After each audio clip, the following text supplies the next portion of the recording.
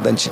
అయితే దూరదేశం నుంచి వచ్చిన ఈ ముగ్గురు సహోదరులు యోబు కోసం ప్రార్థన చేయాల్సినటువంటి వాళ్ళు పోయి, నువ్వు ఒకప్పుడు బాగా బతికినావు, మాకు తెలుసు, నువ్వు ఒకప్పుడు నీతిమంతుడు, కానీ ఇప్పుడు ఏదో నువ్వు నీతి తప్పి చేసినావు, అందుకని ఇట్లా అయింది నీకు, నువ్వు ఏదో ఎక్కడో పొరపాటు చేసినావు, అందుకని ఇట్లా అయింది అంటే అప్పుడు యోబు శపించుకోవడం ప్రారంభించాడు. తన్ను తాను నేను ఏం చేయలేదు, నేను నీతిమంతుణ్ణి అని తన్ను తాను వాళ్ళతో ఆర్గ్యూ చేస్తున్నాడు. దేవుడు అంటున్నాడు, hey Job, stop arguing with them. నిన్ను నువ్వు నీతిమంతుడని కనపరుచుకోవడానికి నువ్వు వ్యర్థంగా నువ్వు మాట్లాడొద్దు, స్టాప్. కొన్నిసార్లు నేను మంచోడిని, నేనేం తప్పు చేయలేదు, నేను యథార్థవంతుణ్ణి అని ప్రూవ్ చేసుకోవడానికి మనం ఎన్నో రకాల మాటలు అవసరమే లేదు.